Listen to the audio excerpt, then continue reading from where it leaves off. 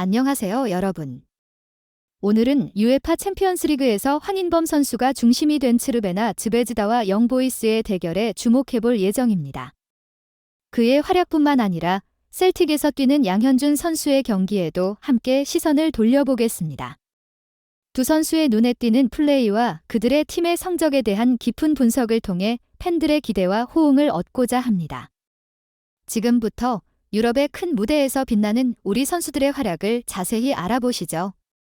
국가대표 미드필더 황인범이 풀타임을 소화한 세르비아의 츠르베나 즈베즈다가 안방에서 열린 유럽 챔피언스리그 지조 2차전에서 스위스의 영보이스와 2대2로 비겼습니다. 황인범은 4-2-3-1 포메이션의 왼쪽 수비형 미드필더로 선발 출전해 경기가 끝날 때까지 90분간 그라운드를 누볐습니다.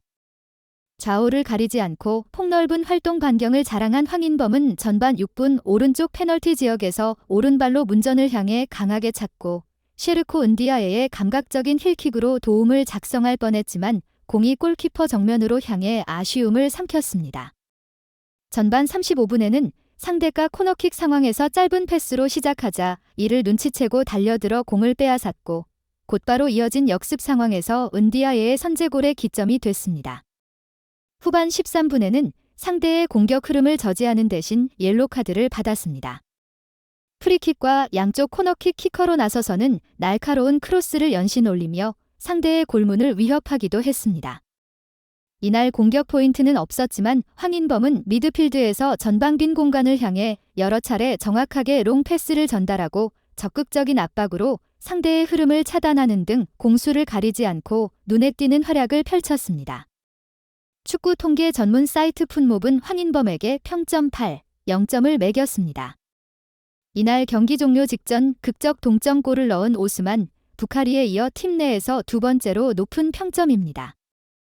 은디아에의 선제골로 앞서 나갔던 즈베즈다는 후반 3분 영보이스의 필립 우그리닉에게 동점을 허용하고 후반 16분 세드릭 이텐에게 페널티킥 역전골까지 내줬습니다. 그러나 후반 43분 부카리가 오른쪽 골라인 근처에서 정확한 오른발 슈팅으로 반대쪽 골대 구석을 찔러 균형을 맞췄습니다. 즈베즈다는 지조 4위, 승점 1에 자리했습니다.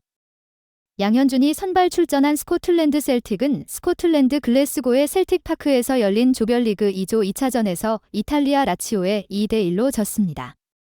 왼쪽 날개 공격수로 나선 양현준은 측면과 중앙을 휘저으며 가벼운 몸놀림을 보여줬고 후반 12분에는 발재간으로 중앙을 향해 파고드는 과정에서 왼쪽 페널티 지역 외곽의 좋은 위치 프리킥을 얻어내기도 했습니다. 양현준은 후반 17분 루이스 팔마와 교체돼 그라운드를 나왔습니다. 풋몹은 양현준에게 팀 내 네 번째로 높은 평점 6, 9점을 줬습니다. 오현규는 교체 명단에 들었으나 이날은 벤치를 지켰습니다.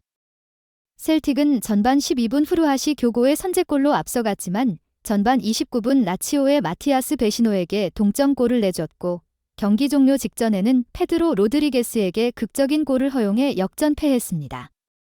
1차전에서 페에노르트에도 2대0으로 졌던 셀틱은 2연패를 당하며 승점을 챙기지 못해 2조 4위에 머물렀습니다. 축구 전문 통계 매체 풋몹에 따르면 황인범은 풀타임을 소화하며 슈팅 3회, 패스 성공률 81%, 기회 창출 5회, 긴 패스 성공률 50%, 4분의 2, 태클 성공률 75%, 4분의 3, 공중볼 경합 승률 67%, 3분의 2를 기록했다. 기회 창출은 양팀 통틀어 가장 많았다. 평점은 팀 내 두 번째로 높은 8, 0점이었다. 한 골 1도움의 오스만, 부카리가 가장 높은 평점 8, 6점을 받았다. 한편 이날 즈베즈다는 전반 35분 은디아에의 선제골로 앞서갔다. 하지만 후반 3분과 16분 연달아 두 골을 내주며 역전을 허용했다. 패색이 짙어가던 즈베즈다는 후반 43분 부카리가 골문 반대편을 향해 정확한 오른발 슈팅으로 극적인 동점을 만들었다. 1무 1패를 기록한 즈베즈다, 승점 1와 영보이스, 승점 1는 조 하위권에 머물렀다. 2연승의 맨체스터 시티, 승점 6가 1위를 달렸고 그 뒤를 1승 1패의 라이프치히, 승점 3가 이었다.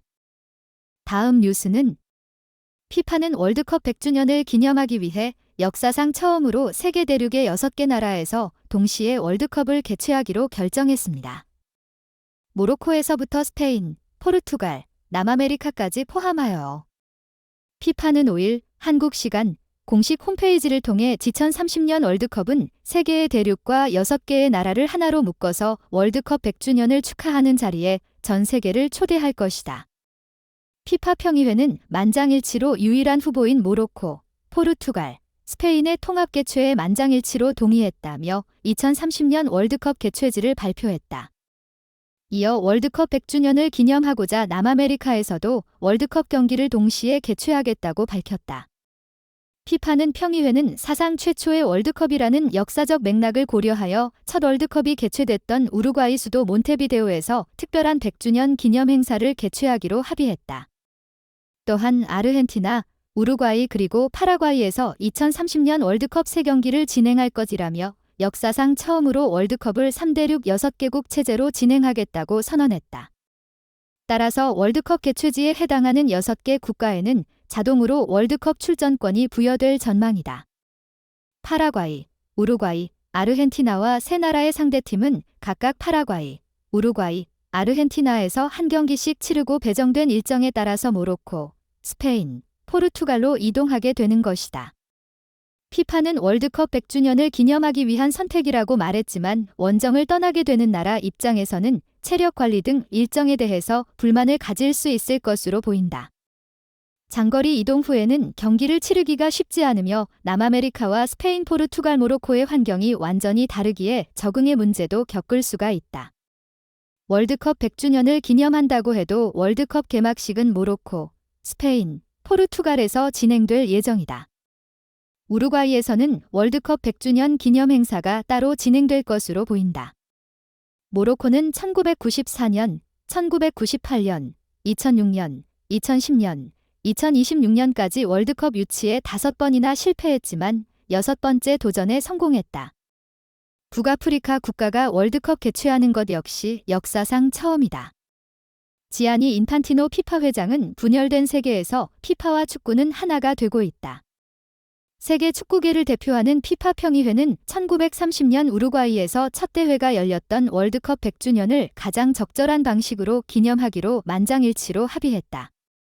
축구뿐만 아니라 독특한 사회적, 문화적 결속력을 제공하는 데 있어서 평화, 관용, 포용에 대한 정말 훌륭한 메시지를 전달하는 것이다고 말했다. 피파의 파격적인 결정에 반대하는 목소리도 적지 않다. 영국 디 애슬레틱에 따르면 스포츠를 통해 환경 지속 가능성 문화를 설립하고자 하는 비영리 단체인 포트볼 포 퓨처의 설립자인 엘리엇 아서워속 2030년 월드컵의 첫 세 경기가 두 대륙을 가로질러 열린다는 건 기후 변화의 위협을 심각하게 받아들이지 못하는 축구 산업의 또 다른 예시라며 강도 높게 비판했다. 이어 오늘 피파의 결정은 선수들과 팬들로 하여금 지속 불가능한 여행을 통해 엄청난 양의 탄소 배출을 하도록 강요하고 있다. 이는 기후 변화의 영향이 더 심해질 뿐인 상황에서 향후 토너먼트에 위험한 선례를 남길 것이다. 우리 모두가 사랑하는 아름다운 경기를 보호하기 위해 모범을 보이고 더 푸르고 더 회복력 있는 미래를 만드는데 주도적인 역할을 하는 것은 피파와 다른 관리 기구들에 달려 있다고 덧붙였다.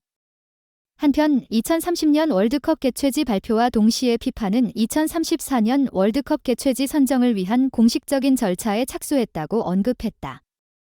피파는 2034년 월드컵 개최 입찰 과정을 시작한다. 연맹 순환원칙과 대회를 위한 최상의 개최 조건을 확보하기 위해 아시아 축구연맹, DFC, 과 오세아니아 축구연맹, 고FC의 피파 회원협회가 2034년 월드컵 개최를 위해 초대될 것. 이라며 2034년 월드컵은 아시아 혹은 오세아니아 대륙에서 열릴 것이라고 발표했다. 피파의 발표와 함께 사우디아라비아가 곧바로 2034년 월드컵 개최를 희망한다고 발표했다. 사우디아라비아 축구연맹은 세계적인 수준의 대회를 개최하려고 노력하고 있으며 축구에 대한 사우디의 뿌리 깊은 열정에서 영감을 받을 것이라고 밝힌 것으로 알려졌다. 아시아에서 월드컵이 진행된 건 2002년 대한민국과 일본의 공동 개최가 처음이었다. 20년 뒤인 2022년에 카타르에서 진행되면서 월드컵을 개최한 세 번째 나라가 됐다. 이렇게 저희 채널에서는 항상 최신 축구 경기 분석과 함께 여러분들에게 재미와 정보를 전달하려고 노력하고 있습니다. 아직 구독하지 않으셨다면 구독 버튼을 눌러주세요. 그리고 좋아요와 알림 설정도 잊지 마시고 다음 영상에서도 저희와 함께 해주세요. 감사합니다.